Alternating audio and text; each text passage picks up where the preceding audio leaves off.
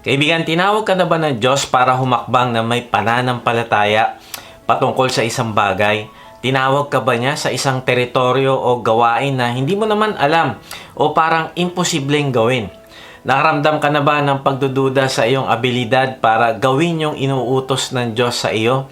Maring ito ay patungkol sa iyong trabaho, patungkol sa iyong relasyon, patungkol sa iyong ministry, o patungkol sa lugar at iba pang aspeto ng iyong buhay. At habang iniisip mo to ay mas lalo ka napaparalyze. Maring tinatawag ka ng Diyos para bahaginan ng mabuting balita yung kaklase mo nung high school, o kaya kamag-anak na matagal mo nang hindi nakikita, o maaring tinatawag ka ng Diyos para makipag-reconcile sa isang family member o kaibigan o katrabaho para magkaroon ka ng opportunity na maibahagi mo ang mabuting balita sa kanya. Kaya lang, ini-imagine mo pa lang ito ay halos hindi ka na makakilos.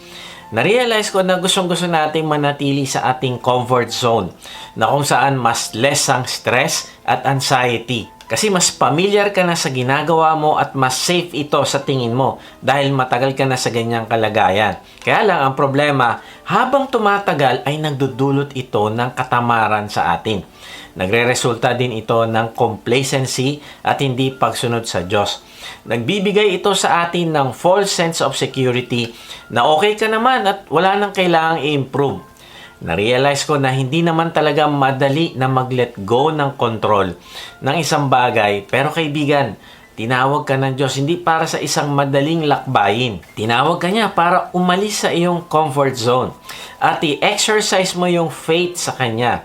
Sabi sa Oxford Dictionary, ang ibig sabihin ng comfort zone ay it is a place or situation in which you feel safe or comfortable, especially when you choose to stay in this situation instead of trying to work harder or achieve more.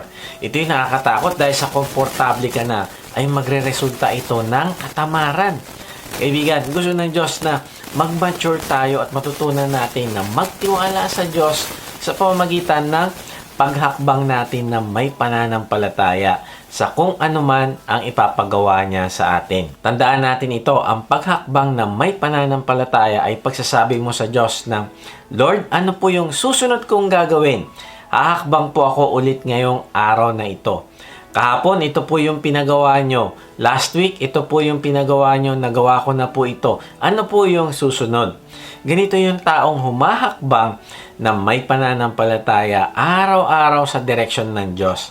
Maaring hindi niya alam ang mangyayari sa kanyang pagsunod sa hinaharap, pero hahakbang pa rin siya at aalis siya sa kanyang comfort zone. Si Moses, kahit natatakot siya na pumunta kay Pharaoh, ay humakbang pa rin siya na may pananampalataya. Umalis siya sa kanyang comfort zone. Doon sa disyerto, hindi niya sinabi, Lord, masaya na ako dito, meron na akong pamilya. Nananahimik na ako dito. Nung umpisa, marami siyang alibay, pero nanaig ang kanyang pananampalataya sa Diyos. At sumunod pa rin siya. Kaibigan, ito yung kailangan nating matutunan. Umalis sa ating comfort zone dahil pagpapakita ito ng ating pananampalataya at pagtitiwala sa Diyos. Kaya nga ang tanong, kaibigan, willing ka bang maging uncomfortable? Hindi ko alam kung ano mga challenges mo, pero kung gusto mong malampasan iyan, kailangan mong i-challenge yung sarili mo at i-push mo yung sarili sa limit sa pamamagitan ng pagtitiwala mo sa Diyos. At kapag umalis ka na dyan sa iyong comfort zone, dito mo mararanasan yung kapangyarihan ng Diyos sa buhay mo. Tandaan mo lagi na sa oras ng paghakbang mo, palabas ng iyong comfort zone, ay doon ka palang magiging kagamit-gamit sa Diyos. Doon mo palang mararanasan ang himala ng pagkilos niya. Hindi mararanasan ni Moses ang paghati ng dagat at maggamit siya ng Diyos bilang pinakadakilang propeta kung hindi siya umalis sa kanyang comfort zone. Tandaan mo kaibigan, sabi sa Santiago 4:17, kaya nga ang sino mang nakakaalam sa paggawa ng mabuti at hindi ito ginagawa, ito'y kasalanan sa kanya. Kaibigan, kung alam mo na tinatawag ka ng Diyos para gawin ang isang bagay, ay sumunod ka agad. Bakit? Kasi kung mananatili ka sa iyong comfort zone, ay nagkakasala ka sa Kanya. Kaya nga, ito yung pag-uusapan natin ngayon. Ano ba ang negative consequences kapag hindi tayo lumalabas sa ating comfort zone? At ano naman yung gagawin natin para makalabas tayo dito. Tapusin mo yung mensahe na ito dahil ito yung magbibigay sa'yo ng opportunity na magamit ka ng Diyos at masaksihan mo yung kapangyarihan niya sa buhay mo. Bakit nga ba kailangan nating umalis sa ating comfort zone? Una, letter A, we will never experience the blessings of God.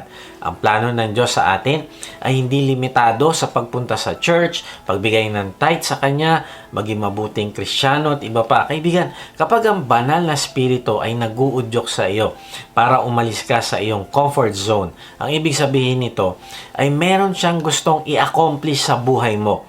At kapag nandyan ka lang sa comfort zone mo, hindi mo mararanasan yung blessing na gusto niyang ibigay sa iyo. Pangalawa, we will never reach our full potential for God. Narealize ko kapag may pinapagawa sa atin ang Diyos, gusto niya tayong ma-expand. Gusto niya tayong lumago sa lahat ng area ng buhay natin. Pwedeng ito ay sa kalusugan, sa pinansyal, sa relasyon, o kahit sa ating career, o sa ating edukasyon, o sa ating negosyo, at marami pang ibang bagay. Gusto kanyang banatin, gusto kanyang paunlarin. Kaya nga kaibigan, ito yung tanong, gusto mo bang maging mas healthy? Kaya lang natatakot kang pumunta sa gym o magsimulang mag-diet o kaya gusto mo bang mag-invest para sa iyong retirement? Kaya lang natatakot ka dahil hindi mo alam kung paano gawin o kaya gusto mo mag-aral pa para mas gumanda ang iyong career. Kaya lang inisip mo, hindi naman ako ganun katalino at dahil dito sa mga iniisip mo na ito, ay nanatili ka na lang doon sa isang sulok at sinasabi mo, okay na ako dito, komportable na ako dito. Dito hindi ako mabibigo, dito hindi ako may stress. Kaibigan, hindi totoo yan. Kapag hindi mo nagawa ang panuntunan ng Diyos sa iyo, hindi mo nagawa ang kanyang purpose para sa buhay mo, nako, ito ay isang malaking regret. Pangatlo, we will regret being disobedient to God. Balang araw sasabihin mo, ano kaya ang nangyari? Kung sinunod ko ang Diyos, magkakaroon ka ng regrets. Pang-apat, we will not be a blessing to others. Panglima, we will stagnate our spiritual growth. Pero kapag umaalis ka sa iyong comfort zone, ano mangyayari sa iyo? Una, your faith is enhanced. Lalago ang pananampalataya mo and then you will be blessed. And then pangatlo, doors that had been closed will be open. Magugulat ka na sa bawat hakbang mo ay merong bubuksan na panibagong opportunity sa iyo ang Diyos. And then pang-apat, we will be amazed at the power of God. At ang panlima, we will be a blessing to others.